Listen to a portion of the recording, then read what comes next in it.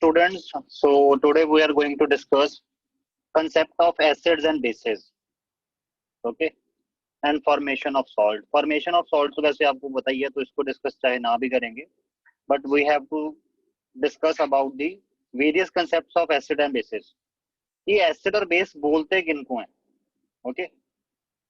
हमारे पास throughout the history जो है different concept of acids and bases time to time साइंटिस्टों ने डेवलप की हैं, ओके? तो there are major four classification of acid, okay, clear? सबसे पहले जो क्लासिफिकेशन हम पढ़ेंगे that will be the classical concept of acid and bases. जो सबसे पहले कंसेप्ट आया था कि एसिड और बेसिस कैसे होते हैं and how we will differentiate between them, okay? The earliest concept classification of substances into acids and bases was based upon the characteristic properties possessed by each one of them. सबसे पहला जो concept आया था उसमें जो classification करी थी substances की इनटू एसिड्स एंड बेसिस, वो क्लासिफिकेशन करी थी हमने उनकी बेसिस, किस बेसिस पे? उनके केमिकल प्रॉपर्टीज, कैरेक्टरिस्टिक प्रॉपर्टी के बेसिस पे, ओके? जैसे एसिड उस सब्सटेंस को बोला जाता था whose aqueous solution possessed the following characteristics, properties, like its aqueous solution is going to conduct electricity, its aqueous solution react with active metals like zinc, magnesium, etc. to give hydrogen. Third, turns blue litmus red. Fourth, has a sour taste. Fifth, whose acidic properties disappear on reaction with the base. तो जिस substance में ये सभी properties होती थी that substance is called as the acid, जो classical concept है उसके अकॉर्डिंग। और क्लासिकल कंसेप्ट में बेस किसको बोलते थे? वो substance whose aqueous solution possessed the following characteristic properties. कौन कौन से characteristic properties? That is, it conducts electricity, turns red litmus blue, has a bitter taste, has a soapy touch, और you can से slippery touch, okay? क्योंकि soap जो होते हैं वो भी बेसिक सॉल्यूशंस ही होते हैं, क्योंकि जो आपके पास सोप मॉलिक्यूल्स होते हैं they are the salt molecules which is formed by strong base plus weak acid, okay? तो ओवरऑल उनका जो नेचर होता है वो बेसिक ही होता है, इसलिए सोप्स जो होते हैं वो स्लिपरी टू टच होते हैं, क्योंकि सोप मॉलिक्यूल एक्चुअल में वो बेसिक सॉल्यूशन ही होता है, okay?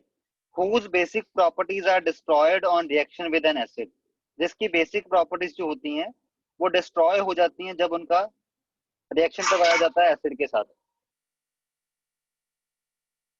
Okay? So these are the properties of bases. तो क्लासिकल कंसेप्ट के अकॉर्डिंग जो जो सब्सटेंस ये वाली प्रॉपर्टीज फॉलो करेगा that will be the acid, और जो सब्सटेंस ये वाली प्रॉपर्टीज फॉलो करेगा that will be the base, ठीक है? बट ये क्लासिकल कंसेप्ट में कई सारी, क्या कह सकते हो आप, ड्रॉबैक्स भी हैं, ठीक है? ड्रॉबैक्स क्यों है? जैसे अगर आपने किसी चीज का पता लगाना है कि वो एसिड है, तो सबसे पहले जरूरी थोड़ी ना कि सारे एसिड आप टेस्ट करके देख सकते हो कि वो सोर टेस्ट के हैं कि नहीं, वो तो हार्मफुल भी हो सकता है ना, ओके? ऐसे ही आपके पास जैसे बेस है, बेस के लिए भी वो बिटर टेस्ट के होते हैं। ये तो है नहीं कि आप सारे बेसिस को टेस्ट करके देखोगे सब्सटेंस को पता लगाने के लिए, ऐसे तो फिर बंदा मर ही जाएगा अगर मान लो कोई बेस ऐसा हुआ जो हम कंज्यूम नहीं कर सकते, ओके? सोपी टू टच, ये भी है कि आप हर बेस को हाथ लगा के भी नहीं दे सकते कि वो स्लिपरी है टच में कि नहीं है, तो इसलिए ये सारा कुछ आप नहीं करवा सकते, ओके? तो क्लासिकल कंसेप्ट में कई सारे ड्रॉबैक्स हैं, ओके? ये बड़ा ही जनरलाइज्ड मेथड सा हो गया, ओके? जिसमें आपको सारा कुछ करवा के देखना पड़ेगा। कई बार हमारे पास इतना टाइम भी नहीं होता कि हम पहले उसका रिएक्शन करवाएं, उसके बाद उसके उसमें ब्लू लिटमस पेपर चेक करें रेड हो रहा है कि नहीं हो रहा, ओके? इतना कुछ करवाने का टाइम नहीं भी होता, तो इसलिए इसको सिंपल कंसेप्ट चाहिए था। तो सबसे पहला जो कंसेप्ट आया था दैट वाज क्लासिकल कंसेप्ट, और ये बड़ा ऑड सा कंसेप्ट है, ओके? जिसमें बहुत टाइम लग जाएगा एनालिसिस में, और that is also dangerous too, okay? Clear? उसके बाद जो सेकंड कंसेप्ट आया of the acids and bases that was Arrhenius concepts of acid and bases, okay? Arrhenius ने भी अपना एक कंसेप्ट दिया एसिड्स और बेसिस की क्लासिफिकेशन के लिए, ओके?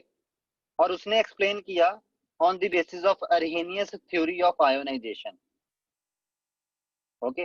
उसने क्या किया, उसने किया कि whenever the substance which is called as the electrolyte, जो आयंस प्रोड्यूस करता है, that is going to dissolve in water, it dissociates into positively and negatively charged ion.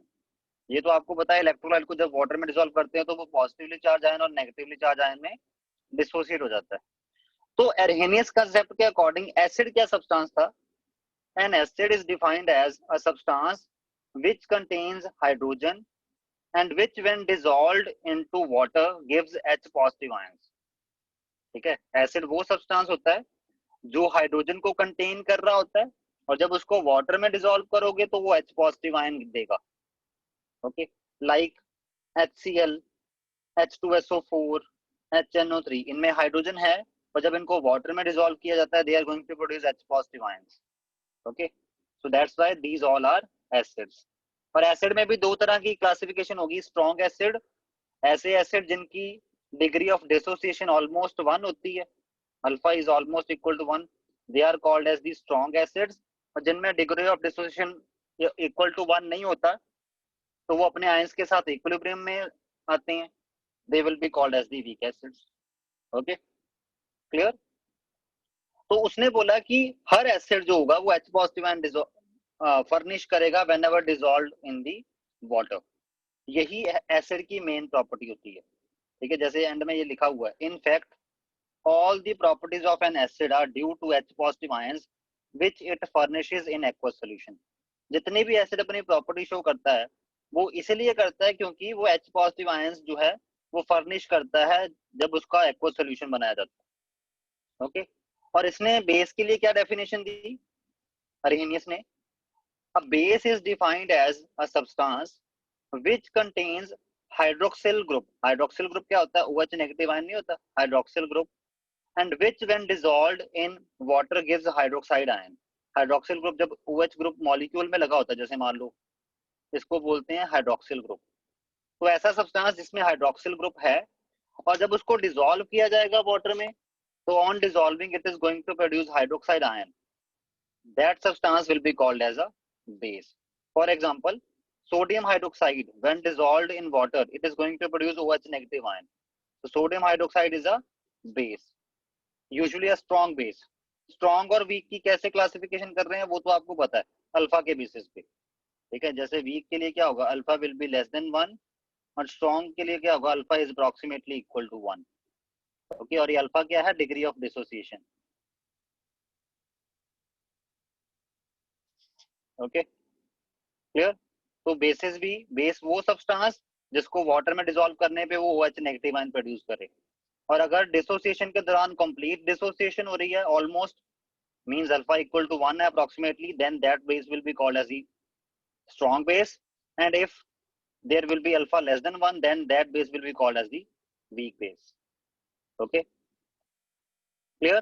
और इसके अकॉर्डिंग न्यूट्रलाइजेशन रिएक्शन कैसे होती है according to the Arrhenius? According to Arrhenius whenever base and acid combine they give salt and water. Okay, और ये water क्यों बनता है?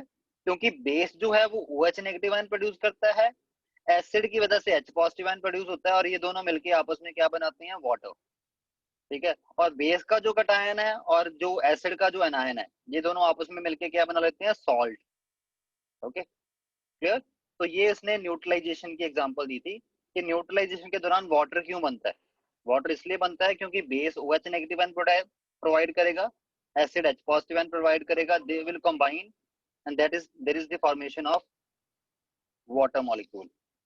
ओके, तो according to Arrhenius, neutralization may be defined as the process in which hydrogen ions given by the acid and hydroxide ion given by the base combine to form unionized molecule of water. Unionized molecule of water का मतलब water तो ionisable नहीं है ना, water तो H2O ही होता है। हाँ, हम कहते हैं कि बहुत स्मॉल एक्सटेंट पे ये भी आयनाइज होता है, जैसे मान लो 1 करोड़ मॉलिक्यूल में एक मॉलिक्यूल हो सकता है कि वो डिसोसिएट होकर H पॉजिटिव आयन और OH नेगेटिव आयन प्रोड्यूस करे। ओके, इसका जो डिग्री ऑफ डिसोसिएशन है वो बहुत कम होता है, तो ऑलमोस्ट अनआयोनाइज्ड ही होता है ना वाटर का मॉलिक्यूल। ओके, तो ये सबसे पहला कंसेप्ट था जो आपके pass on the basis of chemical reaction आया था for classifying substances into acids and basis, but इसमें भी कई सारी लिमिटेशंस हैं, ठीक है। अब इसकी लिमिटेशंस क्या क्या हैं, पहले इसकी यूटिलिटी और लिमिटेशंस के बारे में पढ़ते हैं। The Arrhenius concept of acids and bases was able to explain a number of phenomena like neutralization, salt hydrolysis, strength of acids and bases, etc. However, it was found to have the following limitations. इसमें कुछ एक limitations की हैं, सब क्या है? सबसे पहले nature of H positive ion and OH negative ion. According to the Arrhenius concept, acid and bases were defined as substances which gave H positive ions and substances which gave OH negative ions, respectively in aqueous solution. But as discussed above, the ions cannot exist as such in aqueous solution, but exist as hydrated ion written as H positive aqueous and OH negative ion aqueous. अब इसका मतलब क्या हुआ? अरेहिनियस कहता है कि HCl जो है जब उसको वाटर में डिसॉल्व किया जाता है, that is going to produce H positive ion and OH negative ion. पर एक्चुअल में H positive ion freely exist नहीं कर पाता। मैंने आपको पहले भी ये कंसेप्ट बड़ी बार समझाया हुआ है। अगर कोई कटायन है तो सॉल्वेंट के मॉलिक्यूल उसके अराउंड ऐसे ओरिएंटेट हो जाते हैं कि उसका पार्शियल नेगेटिव उसकी तरफ अट्रैक्ट हो जाएगा, लाइक दिस। तो इससे क्या होता है, इससे वो हाइड्रेटेड फॉर्म में एग्जिस्ट करते हैं। और हाइड्रेटेड फॉर्म को कैसे एक्सप्रेस किया जाता है, इसके पीछे आपने एक्वस लिख देना है कि ये इसकी हाइड्रेटेड फॉर्म में एग्जिस्ट करेगा। सिमिलरली OH नेगेटिव आयन भी अपनी हाइड्रेटेड फॉर्म में एग्जिस्ट करेगा। OH नेगेटिव आयन के अराउंड वाटर के मॉलिक्यूल्स कैसे इकट्ठे हो जाएंगे कि उनका जो पॉजिटिव है वो OH नेगेटिव आयन की तरफ अट्रैक्ट हो, लाइक दिस। पॉजिटिव कौन सा है, हाइड्रोजन पार्शियल पॉजिटिव आएगा ना, तो वो OH नेगेटिव आयन की तरफ अट्रैक्ट होगा और ये इंटरेक्शन शुरू हो जाएगी। Okay, clear? तो इट मींस वो फ्रीली एग्जिस्ट नहीं कर रहे होते H positive and OH negative ion, okay, जब उनको डिसॉल्व किया जाता है एसिड और बेसिस को वाटर में, but they exist in their hydrated forms in the solution, ठीक है। तो उसको हाइड्रेटेड फॉर्म बोलना चाहिए था, ना कि free form of H positive and OH negative ion. Second, inability to explain acidic and basic character of certain substances. कुछ एक सब्सटेंसेस हैं जो OH नेगेटिव आयन प्रोड्यूस नहीं करेंगे बट वो बेसिक नेचर के होते हैं, और सिमिलरली कुछ एक सब्सटेंसेस हैं जो H पॉजिटिव आयन प्रोड्यूस नहीं करेंगे बट वो एसिडिक नेचर के होते हैं। तो वो क्यों जी, वो कैसे? इसके अकॉर्डिंग तो एसिड और बेस तो H पॉजिटिव आयन और OH नेगेटिव आयन के अकॉर्डिंग होते हैं, तो कुछ सब्सटेंस जो नहीं करते उनका कैसे, फिर उनको एसिडिक और बेसिक कैसे बोला जाता है, किस अकॉर्डिंग बोला जाता है? Arrhenius concept demands that an acid must contain hydrogen and a base must contain hydroxyl group, क्योंकि हाइड्रोजन कंटेन करेगा तभी H पॉजिटिव आयन रिलीज करेगा और हाइड्रोक्साइल कंटेन करेगा तो भी OH नेगेटिव आयन रिलीज करेगा। However, a number of substances like ammonia, sodium carbonate, calcium oxide are known to be basic but do not contain any hydroxyl group. Similarly, a number of substances like carbon dioxide, sulfur trioxide, etc. are known to be acidic but do not contain any hydrogen. तो इनकी classification किस basis पे करें? तो यहाँ पे आपका Arrhenius concept fail हो रहा है। ओके, तो ये कुछ एक लिमिटेशंस हैं आपके अरहेनियस कंसेप्ट की, आगे भी पढ़ लेते हैं, ठीक। बट इन लिमिटेशंस को, ये जो सेकंड पॉइंट में लिमिटेशंस हैं, इनको कुछ हद तक उसने एक्सप्लेन कर दिया। कैसे एक्सप्लेन किया? This limitation is, however, overcome if water is supposed to play an important role. This is clear for the following reactions. जैसे ammonia is basic in nature, ठीक है, उसने बोला ना वाटर की फॉर्म में, वाटर की प्रेजेंस में वो बेसिक नेचर का काम करेगा। कैसे काम करेगा? OH नेगेटिव आयन रिलीज करके। इसने खुद का OH नेगेटिव आयन नहीं है, बट जब ये वाटर के साथ रिएक्ट करता है तो वाटर से H पॉजिटिव आयन एक्सट्रैक्ट करवा के उसमें से OH नेगेटिव आयन रिलीज करवा देता है। सिमिलरली सोडियम कार्बोनेट जब वाटर के साथ रिएक्ट करता है तो ये OH नेगेटिव आयन तब रिलीज करवा देता है। ओके, तो उसने इसको ऐसे बोल दिया, उसने बोला, मैंने कब बोला कि उनमें होना चाहिए? मैंने ये बोला ना कि उनके एक्वस सॉल्यूशन में OH नेगेटिव आयन आना चाहिए, ठीक है। तो जब अमोनिया को वाटर में डिसॉल्व करते हैं तो ये वाटर से OH नेगेटिव आयन मॉलिक्यूल निकाल देता है, तो बेस अमोनिया ही हुआ। तो इस लिमिटेशन को ऐसे उसने ओवरकम करने की कोशिश करी है, ठीक है। तो मतलब ये एक तरह से ओवरकम कर ली थी उसने ये वाली limitation, clear? Third, inability to explain the reaction between an acid and base in absence of water. ये ओवरकम नहीं हो पाई। अगर मान लो वाटर ना हो, जैसे अमोनिया और HCl का डायरेक्ट रिएक्शन है, अमोनिया और HCl जब डायरेक्ट रिएक्ट करते हैं they will form ammonium chloride, तो अब वाटर तो इन्वॉल्व नहीं है, बट फिर भी इन दोनों ने मिलकर सॉल्ट बनाया, इट मींस ये न्यूट्रलाइजेशन रिएक्शन है। तो ये न्यूट्रलाइजेशन कैसी हुई है, ये एज अ बेस एक्ट किया है और ये एज अ एसिड एक्ट किया है, तभी न्यूट्रलाइजेशन हो पाई, ठीक है। But in the absence of water कैसे न्यूट्रलाइजेशन कर गया, जैसे एब्सेंस ऑफ वाटर में तो ये भी OH नेगेटिव आयन रिलीज नहीं कर रहा, ठीक है, हालांकि ये H पॉजिटिव आयन रिलीज कर देगा, बट H पॉजिटिव आयन वैसे एब्सेंस ऑफ वाटर में रिलीज होता नहीं है HCl का, है ना, यू नो, हमने पढ़ा हुआ 10th में, वो ड्राई लिटमस पेपर पे अगर HCl गैस फॉल करवाओ तो वो अपना एसिडिक करेक्टर शो नहीं करती, बट यहाँ पे एसिडिक करेक्टर शो कर गया इस रिएक्शन में, और ये यहाँ पे ये बेस की तरह शो हो रहा है, ओके, बट वाटर तो प्रेजेंट नहीं है, तो ये रिएक्शन कैसे, फिर इसमें एसिड बेस की तरह कैसे रिएक्ट करें। सिमिलरली इसकी बात है, कैल्शियम ऑक्साइड बेसिक नेचर का, सल्फर ट्राइऑक्साइड एसिडिक नेचर का, और ये सॉल्ट बना रहे हैं, बट वाटर तो है ही नहीं, तो इन्होंने अपना कैसे अपना बेसिक और एसिडिक कैरेक्टर शो किया, ओके, तो ये एक ड्रॉबैक है आपके अरेहेनियस कंसेप्ट की, ओके, क्लियर। तो इसकी जो कुछ एक लिमिटेशंस हैं वो अगले वाले कंसेप्ट्स में ओवरकम हो जाएंगी, that is Bronsted Lowry concept of acids and bases. Actual में है क्या, जिस सब्सटेंस पे जो कंसेप्ट लग जाएगा उसको उसके अकॉर्डिंग एसिड और बेस बोल दिया जाएगा, मतलब साइंटिस्ट अपनी कन्वीनियंट के अकॉर्डिंग कंसेप्ट उठा लेते हैं, इसको किस कंसेप्ट के अकॉर्डिंग एसिड या बेस बोला जाएगा, ओके। तो ये जितने भी हैं पहले उनको पढ़ लें, उसके बाद डिस्कशन करते हैं, कुछ एक क्वेश्चंस भी करेंगे हम इसके, ओके। तो आपका जो सेकंड कंसेप्ट था दैट वाज अरहेनियस कंसेप्ट, इसके according acid is a substance which will produce H positive ion when dissolved in water, and base is a substance which will produce OH negative ion when dissolved in water, okay. Now next is Bronsted Lowry concept of acids and bases, और ये बड़ा important concept है, इसमें कुछ point इसने Arrhenius वाले ही उठाए हैं, कुछ एक पॉइंट अपना इंट्रोड्यूस किया इसने बीच में, और वो क्या है वो भी बात करते हैं। Now the next concept is Bronsted-Lowry concept of acids and bases, okay। ये कुछ एक अरहेनियस जैसा ही इसने आधा पॉइंट अरहेनियस वाला उठाया है, बट बेस की डेफिनेशन इसने चेंज कर दी, ओके। वो क्या है, according to the Bronsted Lowry concept, okay, Bronsted और लॉरी दोनों कंसेप्ट, ये दोनों नेम किसके हैं, केमिस्ट के नेम है, ओके। An acid is defined as a substance which has the tendency to give a proton H positive ion, and a base is defined as a substance which has tendency to accept proton. Acid एक ऐसा substance होता है according to this concept जो proton release करता है, और base एक ऐसा सब्सटेंस होता है जो प्रोटॉन को एक्सेप्ट करता है, इसने बेस की डेफिनेशन चेंज कर दी, okay. In other words an acid is a proton donor and a base is a proton acceptor, that's it, okay। जो सब्सटेंस प्रोटॉन लेगा वो बेस, जो प्रोटॉन निकालेगा वो एसिड।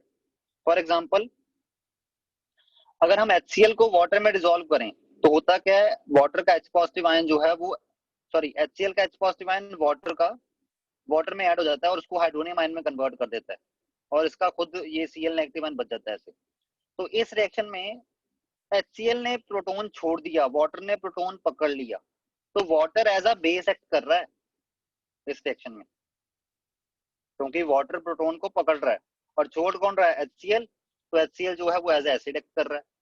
सिमिलरली एसिडिक एसिड और वाटर के केस में भी ऐसा ही होता है, there is production of hydronium ion and acetate ion, तो इसने H पॉजिटिव आयन छोड़ा, इसने पकड़ लिया, ओके, और ये बन गया हाइड्रोनियम आयन और इससे बन गया आपका एसिटेट आयन। तो यहाँ पे एसिड कौन है, एसिडिक एसिड, ये एसिड की तरह एक्ट कर रहा है, और वाटर जो है वो एज अ बेस एक्ट कर रहा है क्योंकि ये प्रोटोन की तरह, प्रोटोन इसने पकड़ा है, ओके। बट अगर इस रिएक्शन में बात करें तो इस रिएक्शन के अकॉर्डिंग क्या हो रहा है, वाटर ने प्रोटोन छोड़ा जो अमोनिया ने पकड़ा, तभी अमोनिया जो है वो अमोनियम आयन में कन्वर्ट हो गया, और वाटर में से क्या बचा, OH नेगेटिव आयन, ठीक है। तो यहाँ पे वाटर जो है वो प्रोटोन गिवर का काम कर रहा है, तो प्रोटोन गिवर कौन है, वाटर, तो वाटर यहाँ पे क्या एक्ट कर रहा है, एसिड की तरह, और ये जो अमोनिया है ये किस तरह एक्ट कर रहा है, ये एज अ बेस की तरह एक्ट कर रहा है, तो that's why ammonia as a base. तो अमोनिया बेसिक क्यों होता है, इसको आप ब्रॉन्स्टल लॉरी कंसेप्ट से एक्सप्लेन कर सकते हो कि अमोनिया को वाटर में डिसॉल्व करने पे ये वाटर से H पॉजिटिव आयन एक्सेप्ट करता है। ओके क्लियर, तो इसलिए ये अमोनिया इज अ बेस और वाटर H पॉजिटिव आयन देता है, तो इस पर्टिकुलर रिएक्शन में water act as a acid और you can say Bronsted Lowry acid, क्योंकि ब्रॉन्स्टल लॉरी कंसेप्ट के अकॉर्डिंग ये एज अ एसिड एक्ट कर रहा है। सिमिलरली कार्बोनेट और H2SO4 के केस में क्या होता है, जब कार्बोनेट आयन H2SO4 नहीं S2 कार्बोनेट और वाटर जब रिएक्ट करते हैं तो वाटर अपना H पॉजिटिव आयन निकाल के कार्बोनेट में डाल देता है और उसको बाइकार्बोनेट में कन्वर्ट कर देता है और खुद को OH नेगेटिव आयन में कन्वर्ट कर लेता है। ओके तो इसलिए आपके पास यहाँ पे जो कार्बोनेट आयन है वो प्रोटोन एक्सेप्ट कर रहा है, तो इसलिए उसको क्या बोलते हैं, कार्बोनेट आयन को यहाँ पे क्या बोलेंगे, ये प्रोटोन एक्सेप्ट कर रहा है, ये है आपका बेस, और वाटर जो प्रोटोन निकाल रहा है ये आपका है acid. Okay clear, and same आप इस HCl और अमोनिया रिएक्शन में कह सकते हो, HCl प्रोटोन देगा, अमोनिया पकड़ेगा। ओके जो पकड़ेगा ये बेस है, जो देगा वो एसिड है। ओके तो ये एसिड है और ये बेस। तो ये आपके पास ब्रॉन्स्टर लॉरी कंसेप्ट हो गया एसिड एंड बेसिस। इसका आगे और भी बड़े इंपॉर्टेंट पॉइंट्स दिए हैं इसने, देखा उनको सारे सभी को पढ़ना है। Okay the following important results may be derived from these equations. In equation से हम कुछ एक रिजल्ट पे कुछ एक कंक्लूजन निकालने वाले हैं। Okay HCl and acetic acid are acids because they donate proton to water. Ammonia and carbonate are bases because they accept a proton from water. Not only molecules but even the ions can act as a acid and base. जैसे हमने देखा ना carbonate ion जो है वो as a base act कर रहा है, तो आयंस भी एज अ एसिड और बेस की तरह एक्ट कर सकते हैं। For example carbonate ion in the above case is acting as a base. Okay और क्या कंक्लूजन निकाल सकते हैं हम, in the first two reactions water is accepting a proton and hence base. In the next two reactions water is donating a proton, hence acting as an acid. Thus water acts as both an acid as well as a base, hence it is amphoteric और amphiprotic in nature। ठीक है, amphoteric और amphiprotic substance क्या होता है, अगर हम old के डेफिनेशन को याद करें, आपने जो 10th में पढ़ते होते थे, तो हम क्या कहते थे, amphoteric substances are those substances which can act as a acid and base. ठीक है, और एम्फोटेरिक के लिए एक और वर्ड होता है एम्फीप्रोटिक। ओके उसका मतलब भी एम्फोटेरिक ही होता है। ओके तो अब अगर मैं ए और बी रिएक्शन की बात करूं, इन दोनों रिएक्शन में वाटर जो है वो प्रोटोन पकड़ रहा है। ओके तो यहाँ पे water as a base act कर रहा है। ओके इसमें और इसमें water as a base act कर रहा है। और अगर नेक्स्ट टू रिएक्शंस की बात करूं, वाटर यहाँ से प्रोटोन दे रहा है यहाँ पे, ठीक, यहाँ पे वाटर जो है वो एज ए एसिड एक्ट कर रहा है। तो वाटर का नेचर क्या हुआ, एसिड की बेस, वाटर का नेचर है एम्फोटेरिक। ठीक है क्यों, क्योंकि ये एज ए एसिड भी एक्ट कर सकता है और एज अ बेस भी। ओके तो ऐसे सब्सटेंसेस जो प्रोटोन दे भी सकते हैं प्रोटोन ले भी सकते हैं, डिपेंडिंग अपॉन साथ वाला कौन सा रिएक्ट करने आ रहा है, उनको फिर एम्फोटेरिक बोलते हैं। Okay clear. Fifth the reaction E above indicate that, पहले ई रिएक्शन देख लें कौन सी थी, आपकी ये वाली रिएक्शन थी, इसमें वाटर नहीं है बट फिर भी एसिड बेस रिएक्शन हो रही है, क्योंकि HCl जो है वो प्रोटोन रिलीज कर रहा है, HCl प्रोटोन रिलीज कर रहा है और अमोनिया प्रोटोन गेन कर रहा है। ओके तो ई रिएक्शन ये है आपके पास। अब देखते हैं, पढ़ते हैं क्या लिखा हुआ है। The reaction E above indicates that Bronsted-Lowry definition of acids and bases are not restricted to aqueous solutions. In this reaction, HCl is acid because it gives a proton, and ammonia is a base because it accepts the proton. Sixth, the presence of hydroxyl group is not essential for a substance to act as a base. The only requirement is that it should have tendency to accept the proton. इसने hydroxide ion वाला जो concept है base के लिए वो खत्म ही कर दिया, उसने बोला हाइड्रोक्साइड आयन हो ना हो बेस के लिए जरूरी नहीं है, बस इतना है कि वो प्रोटोन को एक्सेप्ट कर ले, किसी भी तरीके से एक्सेप्ट करे चाहे। Okay, 7th point, the above reactions include indicate that a substance acts as an acid, that is gives a proton only when the another substance is to accept the proton. कोई proton तभी छोड़ेगा ना जब proton कोई पकड़ने वाला होगा, क्योंकि प्रोटोन की फ्री एग्जिस्टेंस नहीं हो सकती। जैसे इलेक्ट्रॉन फ्रीली एग्जिस्ट नहीं ना कर सकते, वैसे ही प्रोटोन फ्रीली एग्जिस्ट नहीं कर सकता। तो अगर एक ने छोड़ना है वो तभी छोड़ पाएगा जब दूसरा पकड़ने वाला कोई ना कोई आएगा। ओके, तो यहां से इंडिकेट हो रहा है कि इधर क्या गूगल पॉइंट, कि कोई सब्सटेंस एसिड की तरह एक्ट तभी कर पाता है जब कोई ना कोई बेस उसके साथ आ जाए जो प्रोटोन को पकड़ने वाला हो। Okay, for example acetic acid does not act as an acid in benzene solution because the latter does not accept the proton. जैसे हम कहते हैं कि एसिटिक एसिड जो है वो एक एसिड है, बट ये एसिड की तरह बिहेव करता है वाटर में, क्योंकि वाटर में ये अपना H पॉजिटिव आयन वाटर को निकाल के दे देता है। ठीक है, अगर यही एसिटिक एसिड आप बेंजीन में डिसॉल्व करवाओ, बेंजीन क्या होता है, C6H6, बेंजीन भी लिक्विड स्टेट में होता है और इसके मॉलिक्यूल का फॉर्मूला होता है C6H6। तो बेंजीन में अगर आप डिसॉल्व करवाओगे वाटर में, सॉरी इसको एसिटिक एसिड को, तो ये अपना प्रोटोन रिलीज नहीं कर पाएगा क्योंकि बेंजीन नहीं पकड़ने में इंटरेस्टेड। तो होगा क्या, बेंजीन में ये प्रोटोन रिलीज नहीं कर रहा तो ये एज अ एसिड भी एक्ट नहीं करेगा inside of benzene. Okay, clear. तो इसका मतलब इस पॉइंट से आप ये भी कंक्लूड कर सकते हो कि कोई सब्सटेंस एसिड की तरह तभी रिएक्ट कर पाता है जब साथ वाला मॉलिक्यूल बेस की तरह रिएक्ट कर रहा हो, बेस की तरह एक्ट कर रहा हो। Okay, 8th point, the reverse reactions are also acid base reactions। अब इसका क्या मतलब है मैं अभी आपको बताता हूँ। ठीक है, पहले चलो एग्जांपल डिस्कस कर लेते हैं। अब जैसे ये रिएक्शन थी, हमने कहा कि ये एसिड है, ये बेस है, ओके, और ये रिएक्शन हो गई। अगर मैं बैकवर्ड रिएक्शन की बात करूं, अगर ये रिएक्शन बैकवर्ड होनी हो, तो बैकवर्ड रिएक्शन में अमोनिया जो है वो प्रोटोन छोड़ के क्लोराइड आयन को देगा, तब जाके क्लोराइड आयन कन्वर्ट होगा HCl में, और जो अमोनियम आयन है वो कन्वर्ट होगा अमोनिया में। ओके, तो बैकवर्ड रिएक्शन में कौन एक्ट कर रहा है as a acid, backward reaction के लिए ये एक्ट करेगा एज अ एसिड और ये एक्ट करेगा एज अ बेस। मतलब जो आपका बेस था आफ्टर गेनिंग प्रोटोन वो एसिड बन जाता है बैकवर्ड रिएक्शन के लिए, और जो आपका एसिड होता है after losing proton backward reaction के लिए जो उससे बनता है वो एज अ बेस एक्ट करता है। तभी बैकवर्ड रिएक्शन के लिए chloride ion as a base act करेगा और जो अमोनियम आयन है वो एज अ एसिड एक्ट करेगा। ओके, तो आप कह सकते हो कि HCl से आपका बना क्लोराइड आयन, मतलब एसिड से आपका बनता है बेस, क्योंकि बैकवर्ड रिएक्शन के लिए chloride ion is acting as a base, and ammonia से आपका बना अमोनियम आयन। ठीक है, तो फॉरवर्ड अमोनिया जो है फॉरवर्ड रिएक्शन में ये बेस है, क्लियर, और जो अमोनियम आयन इसका बना बैकवर्ड रिएक्शन में ये एज अ एसिड एक्ट करेगा। क्लियर, तो आप ऐसे कह सकते हो कि एसिड गेट्स कन्वर्टेड, एसिड जो अपना प्रोटोन छोड़ के बनाता है, जो स्पीसीज बचती है वो होता है बेस, और बेस आफ्टर गेनिंग प्रोटोन जो बनाता है वो स्पीसीज होती है acid for the backward reaction. Okay, अब इसी की बात करेंगे। अब इस पॉइंट को दोबारा मैं पढ़ूंगा एक बार। The reverse reactions are also acid based reactions, backward reaction की बात कर रहे हैं। For example in reaction a reaction कौन सी है, HCl और H2O is going to give ammonium ion and chloride ion।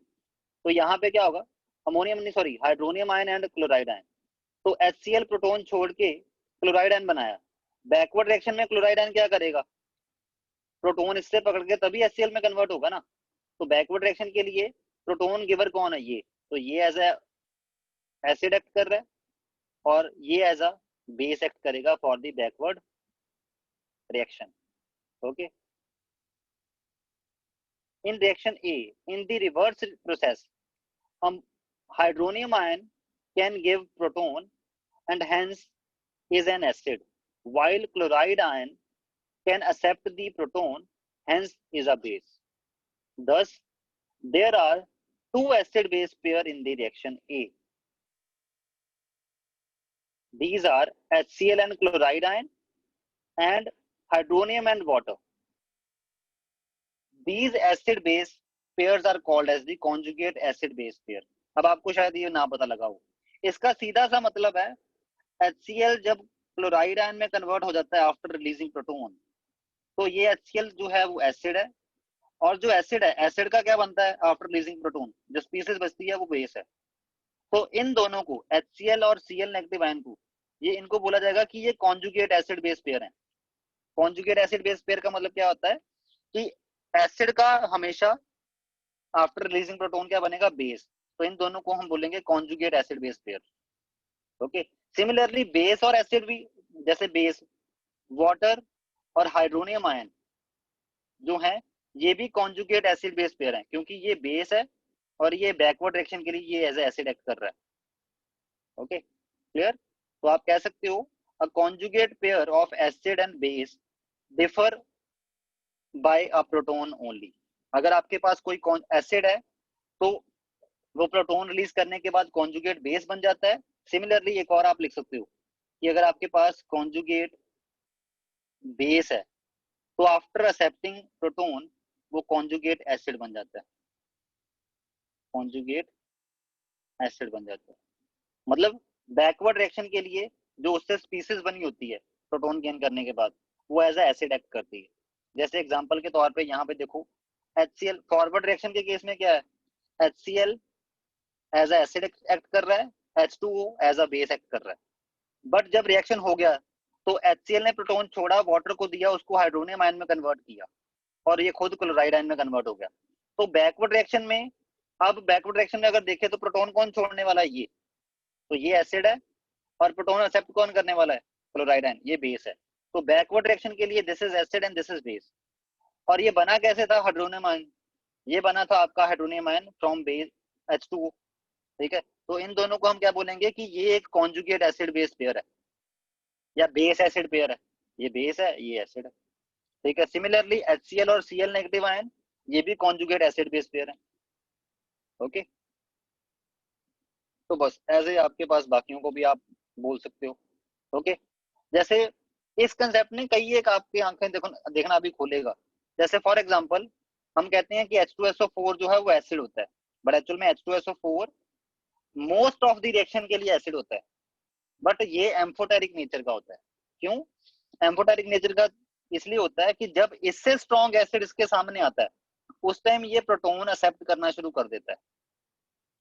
Okay, according to this concept if two acids which are acids with respect to the water, क्योंकि जब भी कोई substance acid होता है हम विद रिस्पेक्ट टू वाटर की comparison में बोल रहे होते हैं, आर मिक्स्ड, अगर हम टू एसिड्स को मिक्स कर दें, वो दो एसिड जो with respect to water acid हैं उनको अगर मिक्स करें, तो उस टाइम भी क्या होगा, जो वीकर एसिड होगा उसको एज अ बेस एक्ट होना पड़ेगा, उसको प्रोटोन एक्सेप्ट करना पड़ेगा।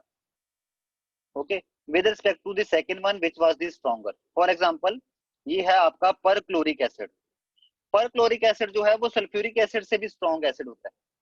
तो पर क्लोरिक एसिड जो है वो H पॉजिटिव आयन निकाल के अपना H2SO4 को दे देता है, तो इस रिएक्शन में H2SO4 as a base act कर रहा है। ओके, देखो H2SO4 से ये बना है और इससे आपके पास ये बचा है।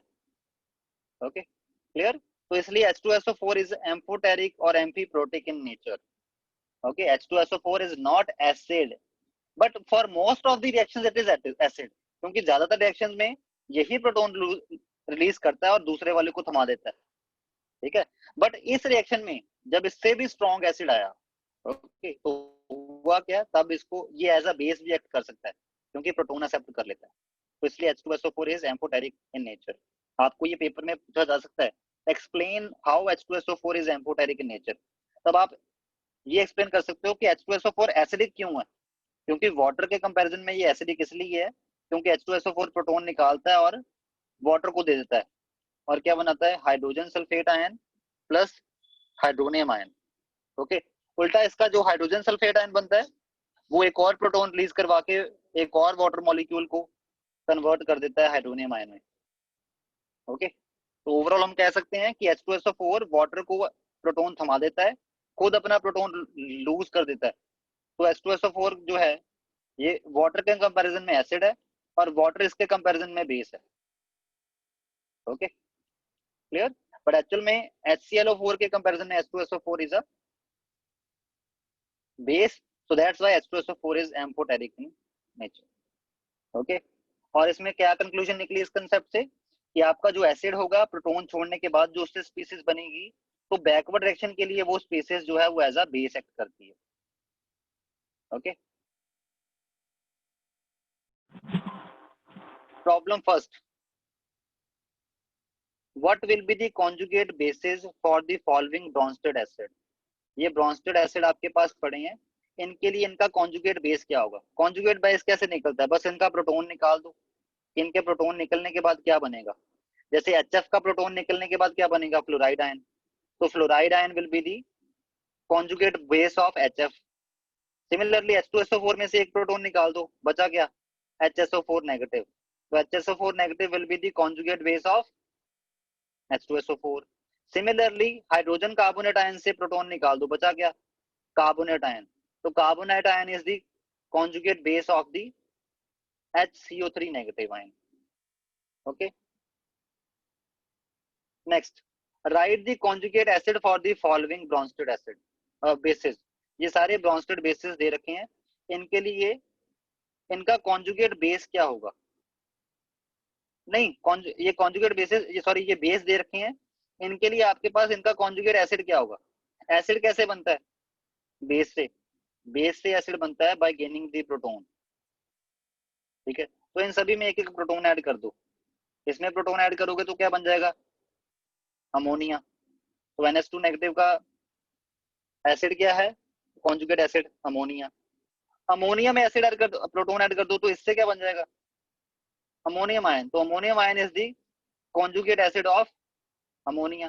सिमिलरली आपके पास ये फॉर्मेट आयन है, फॉर्मेट आयन में प्रोटॉन ऐड कर दोगे तो क्या बन जाएगा, फॉर्मिक एसिड, तो formic acid is the conjugate acid of the format ion.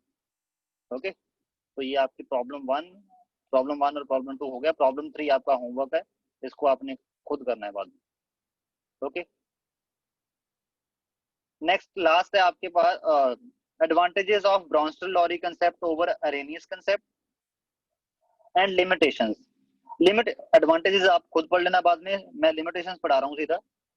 Limitation में आपके पास जो लिमिटेशन है वो आपके पास मेन लिमिटेशन कौन सी है कि जैसे it can not explain the reaction between the acidic oxides and basic oxide.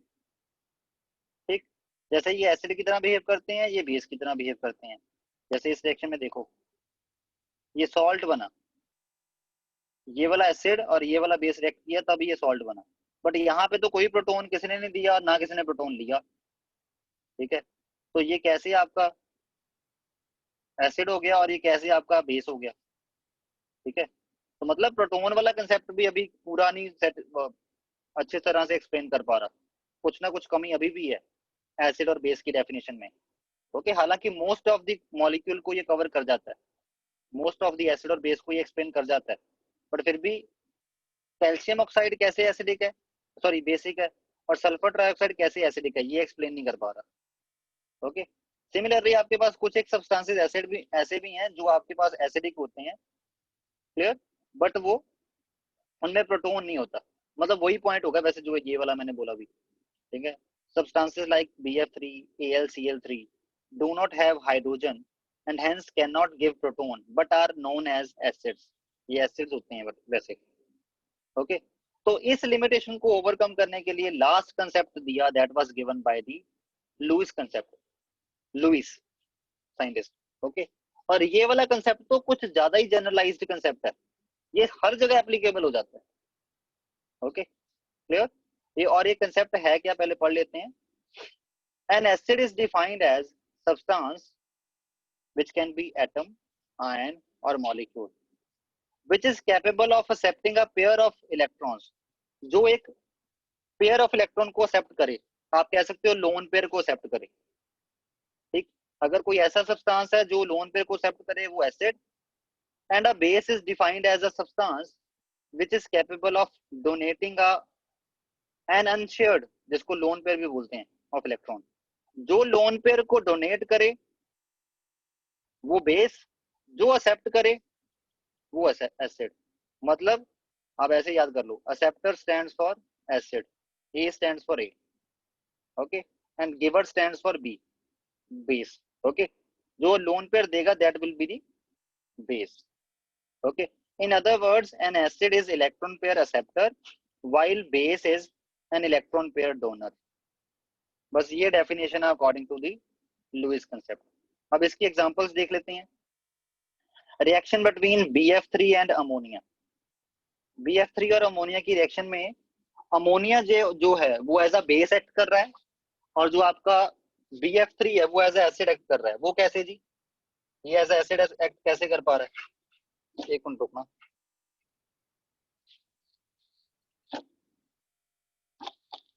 ठीक.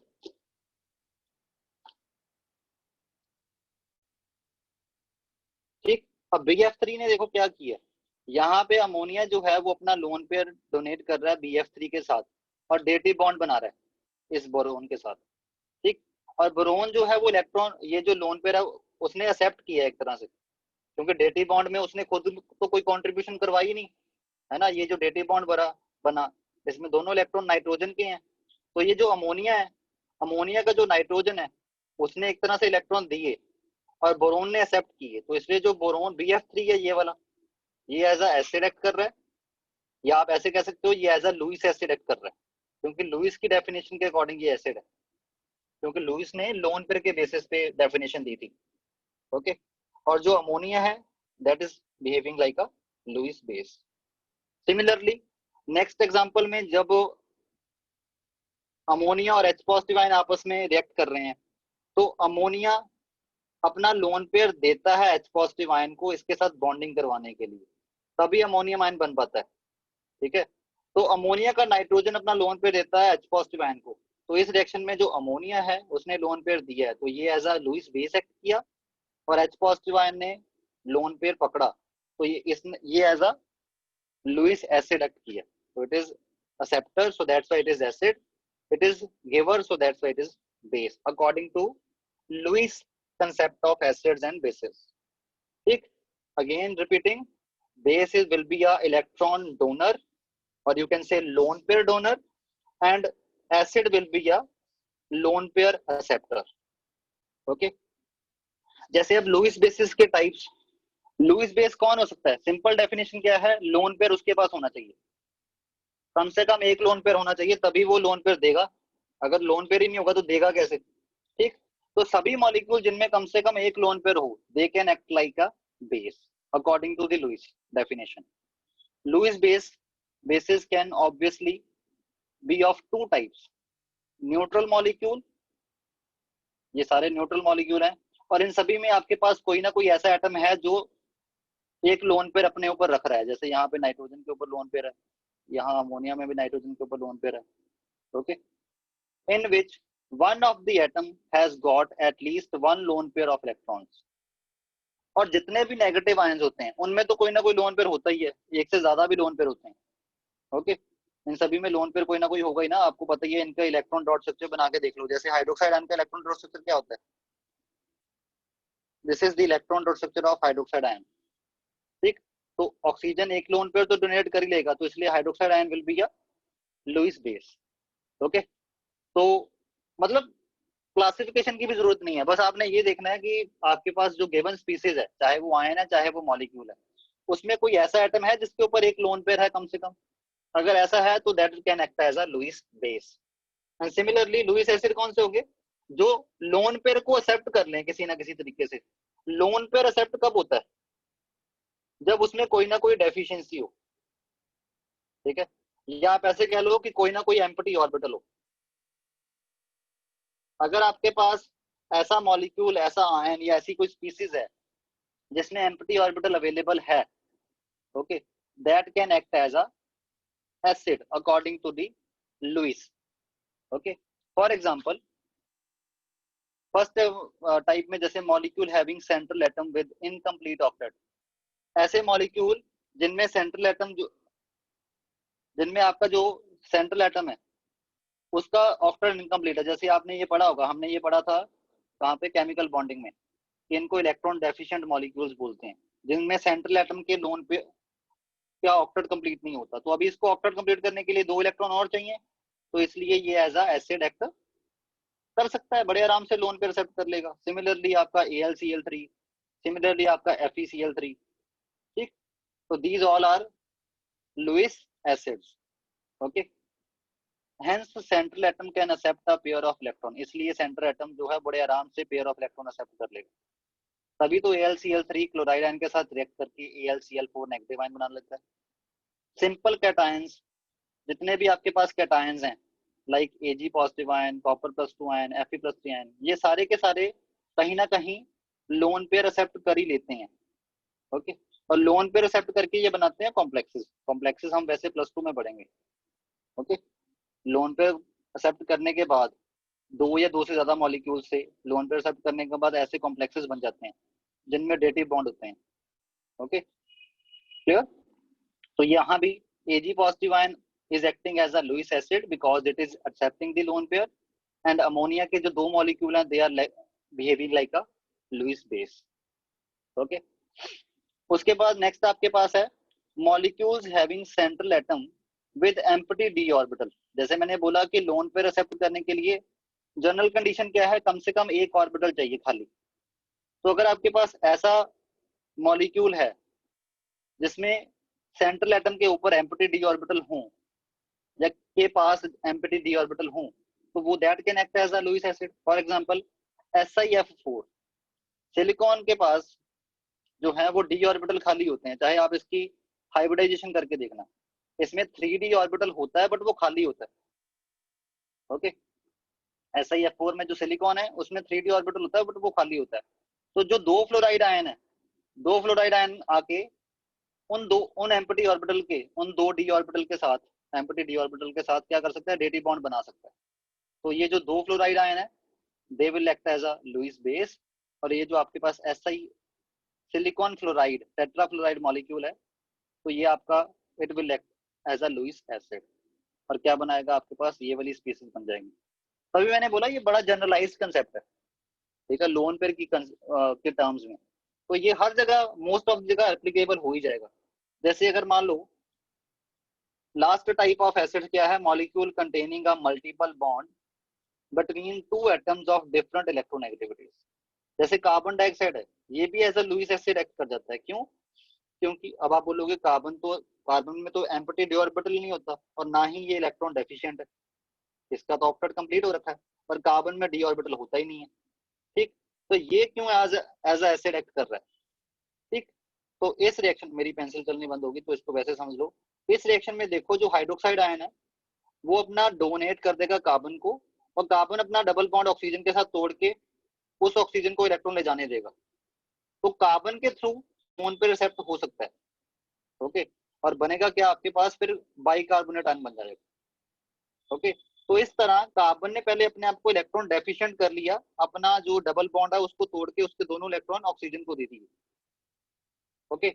उसके बाद हाइड्रोक्साइड आयन जाके उसके साथ डेटिव बॉन्ड बना सकता है या कोऑर्डिनेट बॉन्ड बना सकता है by giving the lone pair. तो इस तरह hydroxide ion as a base Lewis base act कर रहा है और carbon dioxide molecule as a Lewis acid act कर रहा है. ओके. तो इस तरह ये आपके पास different type of Lewis acid हो सकते हैं. ओके. जो किसी ना किसी तरीके से एक एम्प्टी ऑर्बिटल का जुगाड़ कर ही लेंगे और उस एम्प्टी ऑर्बिटल में कोई ना कोई लुईस बेस आके अपना लोन पेयर डोनेट कर देगा. ओके. तो ये था आपका लुईस कंसेप्ट. ओके. ये आपकी प्रॉब्लम्स फॉर प्रैक्टिस है, इनको भी देख लेना कल तक आप लोग. ओके. और आगे ये यूजफुलनेस और लिमिटेशंस भी पढ़ लेना इस कंसेप्ट की. ओके. मेरी ना पेंसिल चलनी बंद हो गई है तो इसलिए मैं ये एक्सप्लेन अभी कर नहीं पाऊंगा. इसको आप एक बार पढ़ लेना, इजी है, समझ आ जाएगा. Okay. So that's it for today.